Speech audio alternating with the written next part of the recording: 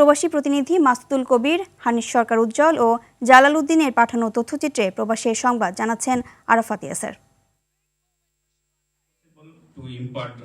ভিয়েতনামে যথাযোগ্য মর্যাদায় পালিত হয়েছে মহান শহীদ দিবস ও আন্তর্জাতিক মাতৃভাষা দিবস 2026। রাষ্ট্রদূত মোহাম্মদ লুৎফর রহমানের নেতৃত্বে দূতাবাস প্রাঙ্গণে পুষ্পস্তবক অর্পণ, রাষ্ট্রপতি, প্রধানমন্ত্রী ও পররাষ্ট্রমন্ত্রীর বাণীপাঠ এবং মোনাজাত অনুষ্ঠিত হয়। দ্বিতীয় পর্বে বিভিন্ন দেশের কূটনীতিক এবং প্রবাসী বাংলাদেশিদের উপস্থিতিতে বক্তব্য দেন রাষ্ট্রদূত মোহাম্মদ লুৎফর রহমান এবং ইউনেস্কো অফিস প্রধান জনাথন ডব্লিউ বেকার। এছাড়া ভিডিও বার্তা দেন ইউনেস্কো জেনারেল কনফারেন্স সভাপতি। এরপর শ্রীলঙ্কা, মালয়েশিয়া, লাওস ও ভারত দূতাবাসের অংশগ্রহণে সাংস্কৃতিক অনুষ্ঠানের মধ্য দিয়ে শেষ হয় অনুষ্ঠানটি।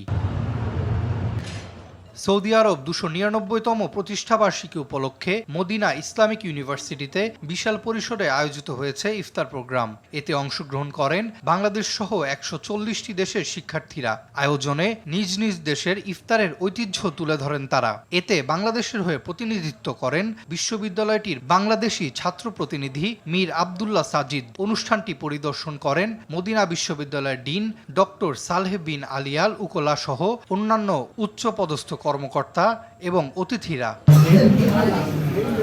পবিত্র মাহে রমজান উপলক্ষে বাংলাদেশ জাতীয়তাবাদী যুবদল কুয়েত শাখার কর্তৃক ইফতার ও দোয়া মাহফিল আয়োজন করা হয়েছে। পবিত্র কোরআন তেলাওয়াতের মধ্য দিয়ে অনুষ্ঠান শুরু করা হয়। প্রস্তাবিত কুয়েত যুবদলের সভাপতি সৈয়দ আরিফুল ইসলাম রাসেলের সভাপতিত্বে ও সাধারণ সম্পাদক সাইরুল আমিনের সঞ্চালনায় অনুষ্ঠানে প্রধান অতিথি হিসেবে উপস্থিত ছিলেন কুয়েত বিএনপির সাবেক সাধারণ সম্পাদক আবুল হাশেম এনাম। এছাড়াও রমজানের তাৎপর্য নিয়ে আলোচনা করেন ঢাকা জেলা বিএনপির সাবেক যুগ্ম সম্পাদক জালাল আহমেদ চুন্নু মোল্লা, ইলিয়াস চৌধুরী, আরিফুর রহমান শাহিন, লোকমান জাহিদ, আশফাক, একে আজাদ নূর, মাসুম হাসান সহ আরও অনেকে। পরে বিশ্ব মুসলিম উম্মাহ ও ভোলা 4 আসনের সংসদ সদস্য, যুবদল কেন্দ্রীয় কমিটির সাধারণ সম্পাদক নুরুল ইসলাম নয়নের সুস্থতা কামনায় বিশেষ দোয়া পরিচালনা করেন মাওলানা হাবিবুর রহমান।